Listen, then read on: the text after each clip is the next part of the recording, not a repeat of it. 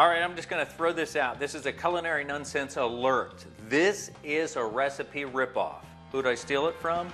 My mother-in-law. She is a Southern fried country girl, born and spent a lot of her childhood in Douglas, Georgia, and she's always bringing something countrified to the dinner table, and I'm going to tell you, they're always good. But this dish here, she refers to it as country caviar. It doesn't have any fish eggs. It's mainly beans and some corn, but it tastes highfalutin, and we've got it coming up on Culinary Nunnsense. As we learned last week, these right here are for prosperity, and maybe you made a little bit too much, so you've got some leftovers. It's a perfect time to make yourself some country caviar and pair it up with its buddies right here. Black-eyed pea meat frijoles negros, your black bean. And the black bean we're going to pair up with a white corn. But it's not an ordinary white corn. We're not talking hominy. This is actually shoe peg corn. You can get it in a can, and I find it to be a little firmer than regular corn. And it also has a mild sweetness to it, which is going to go great with this right here. Most of the recipes, including my mother-in-law's, goes with a zesty Italian. She actually started to introduce some of the balsamic. I kind of like the blend of the flavors, so we're going to mix it up. For some color, we've got some red bell pepper, and for the heat, we've got to bring the Culinary Nunnsense to it. We're going with some jalapeno. And in case you haven't worked with one of these jalapenos in quite some time, this is where the heat is, right here, the pith and the seeds. So with your paring knife, just make a little incision, and let's remove the pith, including this little area right here.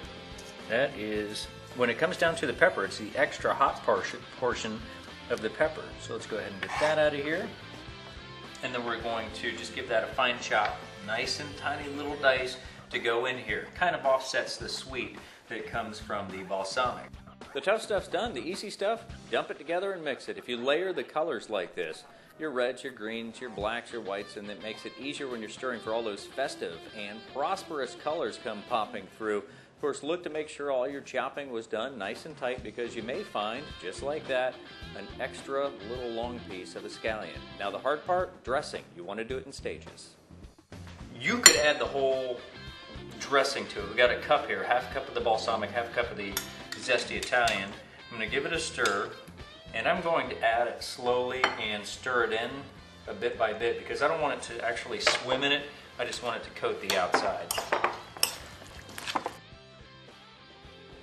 Upon the recommendation of my mother-in-law, it would be to eat this like a salsa, you know, with those chips that have the scoop built in. For me, I like it as a little side salad, a little 3-bean side salad to go along maybe with a sandwich. It goes great not only in the summertime, but I love it here in the winter too, because with all the beans, it is a nice hearty dip, salsa, and or side salad. But either way, I think if you empty 3 cans, add some balsamic, a little heat from the jalapeno, you too will be saying when it comes to a prosperous black-eyed pea salad, there is none better.